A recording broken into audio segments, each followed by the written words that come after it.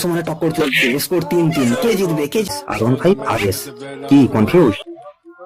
ভিডিওটা শেষ পর্যন্ত দেখলে তোমার সব কনফিউশন দূর হয়ে যাবে, কারণ তোমরা দেখছো আমার বাইক রিলেটেড শো বাইক বাজ, যেখানে আমি খুঁজবো দুটো বাইকের মধ্যে অমিল কি কি আছে এবং পয়েন্টের মাধ্যমে একটা ভোট করে দেখে নেব কে এগিয়ে। তো বন্ধুরা, ভিডিও শুরু করার আগে যদি তুমি R15 লাভার হও তাহলে লাইক করো, আর RS এর দেওয়ানা হলে কমেন্ট করো, আর যদি আমার মতো তোমার মাথাতেও সর্বদা বাইক ধরে তাহলে অবশ্যই সাবস্ক্রাইব করো। তো চলো শুরু করা যাক। নতুন জেনারেশনের পছন্দের এই দুটি বাইকই ফুললি ফেয়ারিং অসাধারণ লুকের একটি স্পোর্টস বাইক। প্রথমে এই ইঞ্জিনের দিকে চোখ রাখলে দেখা যায় R15 V4 155cc লিকুইড কুল ইঞ্জিনের সঙ্গে আসে, সেখানে পালসার RS 199.5cc লিকুইড কুল ইঞ্জিনের সাথে উপলব্ধ, অর্থাৎ প্রথম পয়েন্ট যাচ্ছে RS এর করে। যেখানে R15 V4 10,000 RPM এ 18.1 bhp পাওয়ার এবং 7,500 RPM এ 14.2 Nm টর্ক উৎপন্ন করে, সেখানে RS 200 9,750 RPM এ 24.1 bhp পাওয়ার এবং 8,000 RPM এ 18.7 Nm টর্ক উৎপন্ন করতে পারে। সুতরাং পাওয়ারের দিক থেকে পালসার RS 200 এগিয়ে। মাইলেজের দিক থেকে ভার্সন 4 বেশ কিছুটা এগিয়ে, যেখানে R15 V4 45 কিমি পার লিটার মাইলেজ দিতে পারে, সেখানে RS 200 1 লিটার তেলে মাত্র 35 কিমি যেতে পারে।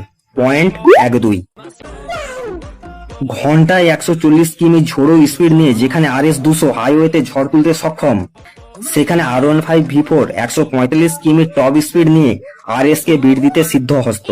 Point equal. মজা আয়া। ট্রান্সমিশনে তেমন কিছু পার্থক্য দেখতে পেলাম না, এদিকে অ্যাসিস্ট অ্যান্ড স্লিপার ক্লাচ দেওয়া আছে, আর ওদিকে ওয়েট মাল্টিপ্লেট ক্লাচ। এখানে V4 সামান্য এগিয়ে।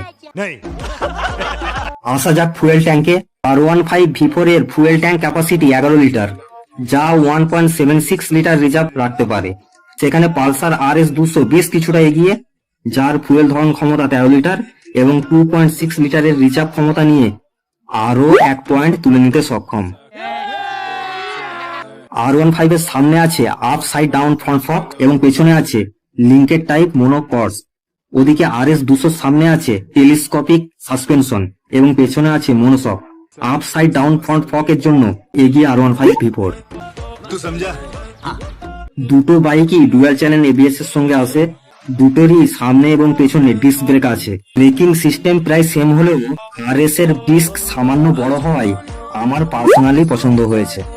আচ্ছা, দুটো বাইকই 17 ইঞ্চির অ্যালয় হুইলের সাথে আসে। ফ্রন্ট টায়ার দুটোরই সেম হলেও V4 এর রেয়ার টায়ার সামান্য চওড়া, সুতরাং গ্রিপ একটু হলেও বেশি পাওয়া যায়।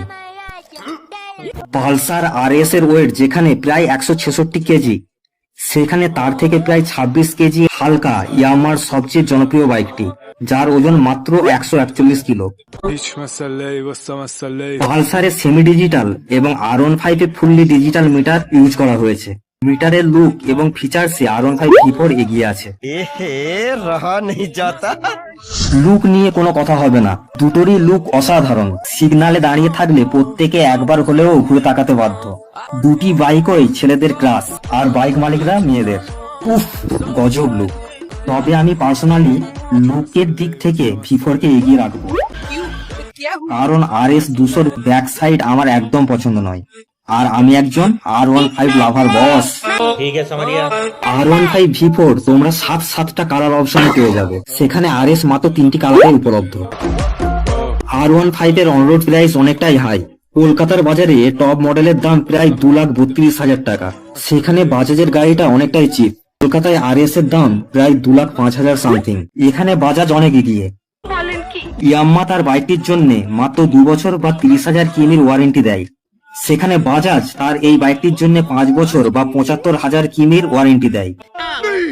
এখানে বাজাজ আমার দিল জিতে নিয়েছে।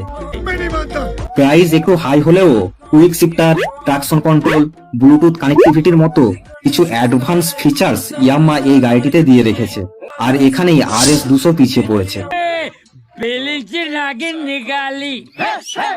মুদ্রা কথা, দুটো বাইকই ভালো, বাকিটা তোমার উপর। RS 200 বেশি পাওয়ারফুল মেশিন, তবে R15 V4 এর পারফরমেন্স বেশি ভালো। কোন বাইকটা নিতে চাইছো নিজের দিলকে জিজ্ঞেস করো, দিলের উপর কেউ না, অন্যের যুক্তি নয়, নিজের পছন্দকে প্রাধান্য দাও, না হলে পরে পস্তাতে হতে পারে। बात तो सही है। দেখা হবে পরের ভিডিওতে, ভালো থাকবে, খোদা হাফেজ।